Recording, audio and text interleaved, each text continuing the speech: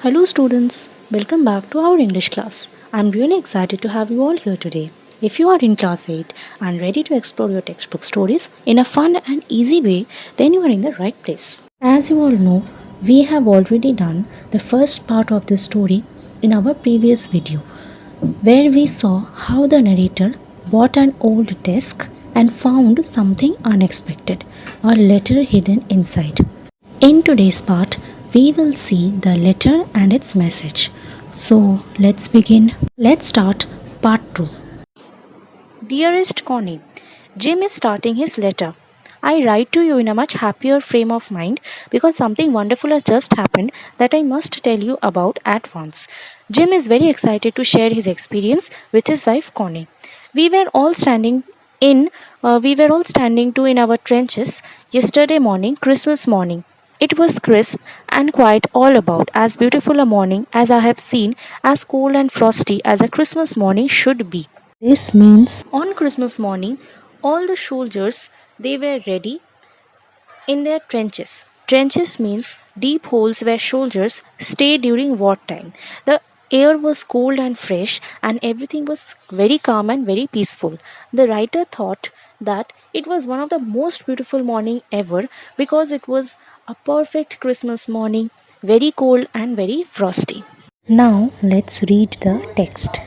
I should like to be able to tell you that we began it, but the truth I am ashamed to say is that Fritz began it. First, someone saw a white flag waving from the trenches opposite. Then, they were calling out to us from across no man's land, Happy Christmas. Tommy, Happy Christmas. When we had got over the surprise, some of us shouted back, Same to you, Fritz, same to you. This means as it was Christmas morning, Jim thought he would wish the other British soldiers, but before that only, someone else had started. It was basically the German soldiers. German soldiers were called Fritz by the Britishers. Britishers has given name to German soldiers, that is Fritz. So Fritz started it. Jim felt quite embarrassed that Germans started this, but what did they start? A soldier noticed a white flag being waved from the German trench. Germans, their enemies. Britishers' enemy is German. So from German trench, a white flag was waved. They saw that white flag. Now this white flag means peace or surrender. German soldiers, they started shouting Happy Christmas. That means they started to wish Happy Christmas to the Britishers. Britishers have seen white flag was waved from Germans. They also wished German soldiers back Happy Christmas. Germans call British soldiers as Tommy. So like Britishers has given Germans a name that is Fritz, same way Germans has also given Britishers a name that is Tommy. British soldiers a name that is Tommy. At first British soldiers were shocked, but then they also responded and wished the Germans Happy Christmas. Same to you, they wished. Now, Jim thought that it would be the end of it, just wishing and all, but then something happened which was very unexpected. What happened? Let's see that. I thought that would be that. We all did. But then suddenly, one of them was up there in his grey great coat, and waving a white flag. Don't shoot, lads, someone shouted, and no one did. Then there was another Fritz up on the parapet, and another. Keep your heads down. I told the men it's a trick, but it was not. One of the Germans was waving a bottle above his head. It is Christmas Day, Tommy. We have snaps. We have sausage. We meet you, yes? By this time, there were dozens of them walking towards us across no man's land, and not a rifle between them. Little Private Morris was the first up. Come on, boys. What are we waiting for? And then there was no stopping them. There was no stopping them. I was the officer. I should have stopped them then and there, but he also did not do. But the truth is that it never even occurred to me I should. All along their line and ours, I could see men walking slowly towards one another, grey coats, khaki coats meeting in the middle. They were meeting in the no man's land. And I was one of them. I was part of this. In the middle of this war, we were making peace. Now let me explain what I read. So as I said, the writer thought that it would be the end of wishing and everything, just a short exchange of greetings and that's all. But that was not the end, it was the beginning. Then suddenly a German soldier, he stood up wearing his grey coat. German soldiers were wearing grey coat. They waved the white flag again. They were trying to show that they meant no harm.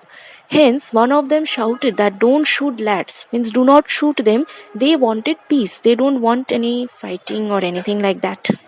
This line is from the British side. A British soldier is telling his fellow British soldier not to shoot at the Germans. They only stood up waving a white flag to show peace. That they want peace for some time in this Christmas morning. And no one did, no one shot after that. This means that British soldiers obeyed. They did not shoot at the German soldiers. So this line is about the British soldiers choosing that not to shoot at the Germans. They also agreed, they also decided that they will uh, spend some time, some hours in the Christmas morning peacefully. However, it's clear that both the sides have stopped shooting because German soldiers, they waved their white flag which showed peace, and Britishers also agreed to that. This means that both the sides stopped shooting. One of the German soldier came out. German soldiers are also called as Fritz, as I said. So they came out. One of the German soldier came out peacefully. It did not fire at the British soldiers. That means at the Tommy. They were both showing that they both wanted peace at least for Christmas Day. So then after that, what happened is, as I said, one of the German soldier, he came forward. Similarly, other German soldiers also, they came forward. Now where they were going actually, they were going in the no man's land. I will talk about that, but before that, let me just tell you one more thing, that is, more German soldiers, they started standing up on the edge of their trench, that is called as parapet in your textbook. Jim warned his soldiers to stay low. They thought that it might be a trick by the enemy to get them or to show themselves, because they were standing on the trench. Now, trench is a place where soldiers hide themselves during wartime to keep safe themselves basically. So they were standing on the trench, which British armies thought that it might be a trick by the enemy. But then it turned out to be not a trick. It was real. They really wanted peace for some time. Germans truly wanted peace for some time, for some moment in that Christmas morning. This describes the beginning of the Christmas truce of 1914 during World War I, when both side soldiers, they stopped fighting with each other and they treated each other like friends for a short time. Isn't it amazing? Then a German soldier, he was holding a bottle up in the air so that British soldiers could see it. Basically, he was trying to get the attention of the Britishers in a friendly way. The German soldier then called something in very broken English, because they were Germans and they don't know much English. So in a broken form, they just tried to say something on the as it was the Christmas day. They said this, that as it was Christmas day, they had some schnapps. It's a type of alcohol and sausage to share with. He was asking that if they could come and meet the British soldiers. Soon many of the German soldiers, they started to walk across a space between the two armies. That particular space is called as no man's land. None of them had guns and they came in peace. A young British soldier, his name was Private Morris. He was the first to get up and he said that we should also go to meet the Germans. They are basically treating us in a friendly way, then we should also treat them in a friendly way. Hence, he was the one who encouraged others that they should also go to meet the Germans at that no man's place, no man's land. So, he encouraged others. After that, many British soldiers, they got up too, and they also wanted to join there. Now no one could stop also from them. Jim, he was the leader. He was captain of British soldiers. He thought that he should stop them, but then he also felt like everything is going right, and he did not stop them at that moment. Even he himself participated in that particular moment. That means he also joined others from both the sides. Germans were wearing grey coats and Britishers were wearing khaki clothes, that is brown clothes. Both the soldiers, they were walking towards each other and they met in the middle of the battlefield, that is no man's land. Jim joined them, as I said, and he became very happy uh, to join that peaceful moment because that was very unexpected. Even though they were in a war at that moment, but they were not acting like enemies, they were acting like friends. Here, Jim tells Connie that she can't imagine how emotional and special the feeling was for all the German officers and for all the Britishers as well. They came forward and they shake their hands. Okay, so let's get back into our text. You cannot imagine, dearest Connie, my feelings as I looked into the eyes of the Fritz officer who approached me, hand outstretched. Hans Wolf, he said, gripping my hand warmly and looking at. I am from Dusseldorf. I play the cello in the orchestra. Happy Christmas. It means a German officer came forward and he introduced himself as well, that he was Hans Wolf. He shook Jim's hand warmly. Hans told Jim that he was from Dusseldorf, which is a city in Germany. Told Jim that he played cello in an orchestra. Cello means it's a musical instrument, as I told, and he wished Jim happy Christmas. This particular part that we read right now, this particular part is one of the beautiful part from the entire story, because this particular part shows that how in the middle of a terrible war, human kindness and friendship can shine through. So let's go into the next page and see that what is there. One thing I want to tell all of you, that while I am reading the text, you should look into your books. Books should be in front and you should look into each and every lines. And when I am explaining the meaning, if you want, you can write that beside your text. If any line it is difficult for you to understand, once you listen the explanation, kindly write that beside your books, so that whenever you read the story, that small note you will find beside your text, and that will be easy for you to understand the text whenever you are reading. That is a better way to study, what I feel. Hence, I am recommending all of you. Now, you all please turn your next page. We are going to read the next page. Okay. Captain Jim Macpherson, I replied, and a happy Christmas to you too. I am a school teacher from Dorset in the west of England.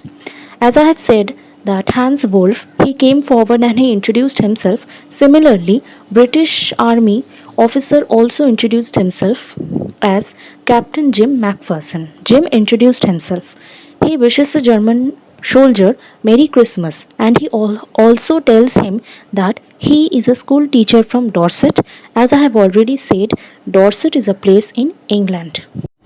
Ah, Dorset, he smiled. I know this place. I know it very well. We shared my ration and his excellent sausage, and we talked. Connie, how we talked. He spoke almost perfect English, but it turned out that he had never set foot in Dorset, never ever been to England. This means that Hans Wolf says that he knows Dorset very well. This particular line shows us that he has some familiarity with this place. The two soldiers, they exchange and enjoy each other's food, British rum and German sausage. This highlights a moment of peace and brotherhood between them. After that, Jim writes to Connie that they talked very much during that truce time. They had a very beautiful conversation. The German soldiers, they spoke English very well, but surprisingly, the thing is that he knows about England only from his school education, and he also read English literature. From there only he knows how to speak in English. He loves some of English authors' stories, like some are given over here. He liked English author named Thomas Hardy, and German soldier also tells about his favorite novel written by Thomas Hardy, that is Far from the Madding Crowd, which is set in Dorset. They also discuss about some characters that is written in Hardy's novel. So the upcoming lines will tell about that only. We will have the remaining discussion in the next video. Let's keep it till here.